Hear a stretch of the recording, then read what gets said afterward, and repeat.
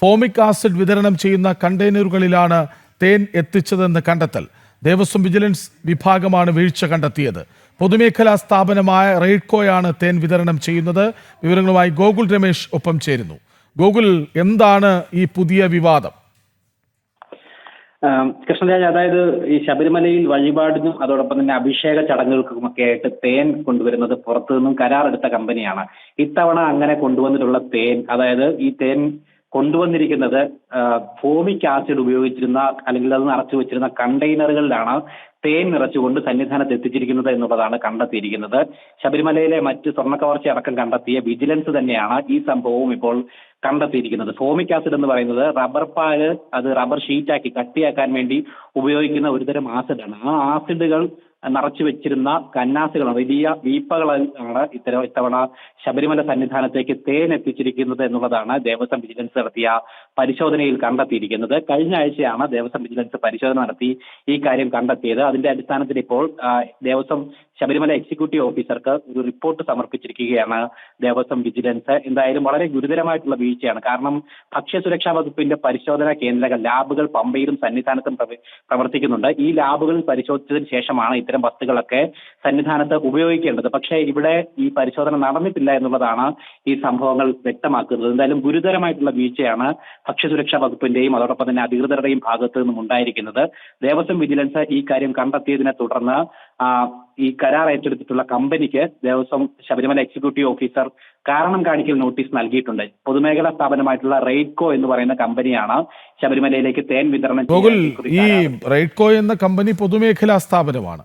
നോക്കൂ, ശബരിമലയിലേക്ക് ഏറ്റവും പ്രധാനപ്പെട്ട വഴിപാടിനുള്ള തേൻ എത്തിക്കുന്നതിൽ പോലും ഇങ്ങനെ ലാഘവ സമീപനം സ്വീകരിക്കുന്നത് പഴയ വിവാദങ്ങൾക്ക് ആക്കം കൂട്ടുന്നതല്ലേ?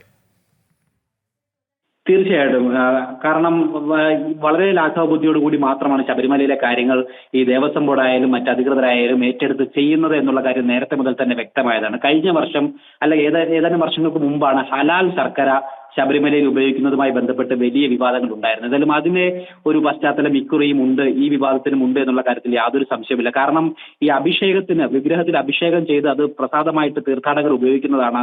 അല്ലാതെ തന്നെ പ്രസാദത്തിലൊക്കെ ഈ തേൻ ഉപയോഗിക്കുന്നതാണ്. അങ്ങനെയുള്ള ഉപയോഗിക്കേണ്ട തേനാണ് ഈ ഫോമിക് ആസിഡ് നിറച്ചു വെച്ചിരുന്ന വീപ്പകളിൽ ശബരിമലയിലേക്ക് എത്തിച്ചിരിക്കുന്നത് എന്നുള്ളതാണ് ഈ സംഭവത്തിന്റെ ഒരു വ്യാപ്തി എത്രമാത്രം ഉണ്ട് എന്ന് വ്യക്തമാക്കുന്നത്. വളരെ ഗുരുതരമായിട്ടുള്ള അപകടകരമായിട്ടുള്ള ഒരു സാഹചര്യം തന്നെയാണ് ശബരിമലയിൽ ഈ അധികൃതർ സൃഷ്ടിച്ചിരിക്കുന്നത് എന്നുള്ള കാര്യത്തിൽ യാതൊരു സംശയവുമില്ല. ഇവിടെ വീഴ്ച സംഭവിച്ചത് ഈ ഭക്ഷ്യസുരക്ഷാ വകുപ്പിന്റെ ഉദ്യോഗസ്ഥർക്കടക്കം അതിൽ പങ്കുണ്ട്. കാരണം അവർ കൃത്യമായിട്ട് പരിശോധന നടത്താതെയാണ് ഇത് സന്നിധാനത്തേക്ക് എത്തിക്കുന്നത്. ഇതൊക്കെ പേരിന് മാത്രം അവിടെ പ്രവർത്തിക്കുന്നു എന്ന് മാത്രമാണ് ഈ സംഭവങ്ങളൊക്കെ വെളിവാക്കുന്നത്. അല്ലാതെ ഒരു പരിശോധനയും കൂടാതെ സന്നിധാനത്തേക്ക് ഇതേ കണ്ടെയ്നറുകളിൽ തേൻ എത്തുക എന്ന് പറയുന്നത് അത് വീഴ്ചയല്ല, വളരെ ഗുരുതരമായിട്ടുള്ള അപകടകരമായിട്ടുള്ള ഒരു സാഹചര്യം തന്നെയാണ് അവിടെ ഉള്ളതെന്ന് മനസ്സിലാക്കുവാനായിട്ട് സാധിക്കുന്നത്. എന്തായാലും ദേവസ്വം വിജിലൻസ് ഈ സംഭവം വ്യക്തമാക്കിയതിന്റെ അടിസ്ഥാനത്തിൽ മാത്രമാണ് ഇപ്പോൾ ആ കണ്ടെയ്നറിൽ കൊണ്ടുവന്നിട്ടുള്ള അല്ലെങ്കിൽ ഈ ബാച്ചിൽ കൊണ്ടുവന്നിട്ടുള്ള തേൻ ഉപയോഗിക്കേണ്ട എന്നുള്ളൊരു തീരുമാനം ദേവസ്വം ബോർഡ് എടുത്തിരിക്കുന്നത്. പകരം പഴയ ബാച്ചിലുള്ള തേനാണ് ഇപ്പോൾ ഉപയോഗിക്കുന്നത് പ്രസാദത്തിനും അഭിഷേകത്തിനുമായിട്ട്. മുമ്പും സമാനമായിട്ടുള്ള സാഹചര്യമായിരുന്നോ അവിടെ ഉണ്ടായിരുന്നത് എന്നുള്ള കാര്യം ഇപ്പോഴും വ്യക്തമായിട്ടില്ല. അങ്ങനെയുള്ള തേനായിരുന്നു ഉപയോഗിച്ചിരുന്നത് എന്നുള്ള കാര്യമൊന്നും ഇനിയും വ്യക്തമായിട്ടില്ല. എന്തായാലും ഇപ്പോൾ ഉണ്ടായിട്ടുള്ള ഈ ഒരു സംഭവത്തിൽ കാരണം കാണിക്കൽ നോട്ടീസ് ഈ പൊതുമേഖലാ സ്ഥാപനമായിട്ടുള്ള റെയ്ഡ്കോയ്ക്ക് നൽകിയിട്ടുണ്ട്. മറിച്ച് അവർക്കെതിരെ ഇതുവരെയും ഒരു നടപടി എടുക്കുവാനായിട്ട് സാധിച്ചിട്ടില്ല. ഈ കാരണം കാണിക്കൽ നോട്ടീസിന് വിശദീകരണം ലഭിച്ചതിന് ശേഷം നടപടിയെപ്പറ്റി ആലോചിക്കും എന്നുള്ളതാണ് ശബരിമല എക്സിക്യൂട്ടീവ് ഓഫീസർ ഇപ്പോൾ ഔദ്യോഗികമായിട്ട് അറിയിച്ചിരിക്കുന്നത്. എന്തായാലും ഏത് വിധത്തിലുള്ള നടപടി അവർക്കെതിരെ ഉണ്ടാകും, അല്ലെങ്കിൽ എന്തെങ്കിലും തരത്തിലുള്ള നടപടി ഉണ്ടാകുമോ എന്നുള്ള കാര്യമൊക്കെയാണ് പ്രധാനമായിട്ടും ഇവിടെ ഉയർന്നു വരുന്ന ചോദ്യം. എന്തായാലും ശബരിമലയെ സംബന്ധിച്ച് ഇത്തരത്തിലുള്ള അശ്രദ്ധകരമായിട്ടുള്ള അല്ലെങ്കിൽ വളരെ മോശകരമായിട്ടുള്ള ഇടപെടലുകൾ അധികൃതരുടെ ഭാഗത്തു നിന്നും ഇത് ആദ്യമല്ല.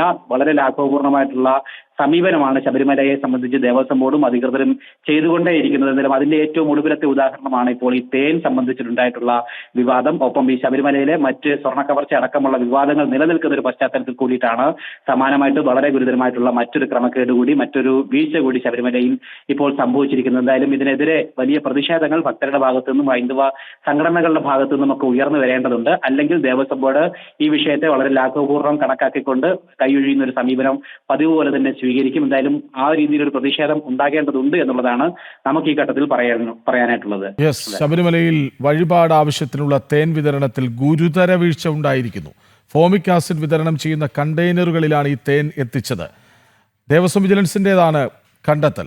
പൊതുമേഖലാ സ്ഥാപനമായ റെയ്ഡ്കോയാണ് തേൻ വിതരണം ചെയ്തത്. നോക്കൂ, അവിടെ അയ്യപ്പന് അഭിഷേകം ചെയ്യുന്നതോ പ്രസാദങ്ങളിൽ ചേർക്കുന്നതോ ആയ തേനിലാണ്, അതായത് ഭക്തർ ഉപയോഗിക്കുന്ന തേനിലാണ് ഈ ഗുരുതര വീഴ്ച ഉണ്ടായത്. ഫോമിക് ആസിഡ് കൊണ്ടുവരുന്ന കണ്ടെയ്നറുകളിൽ അതെത്തിക്കുന്നു. എത്രമാത്രം ലാഘവ സമീപനമാണ് വിവാദങ്ങൾ എത്ര ഉണ്ടായാലും ദേവസ്വം ബോർഡിൻ്റെ ഭാഗത്ത് നിന്നുണ്ടാകുന്നത് എന്നതിന് മറ്റൊരു തെളിവായി ഇത് മാറുകയാണ്. വിവരങ്ങൾ നൽകുകയായിരുന്നു ഗോകുൽ രമേശ്.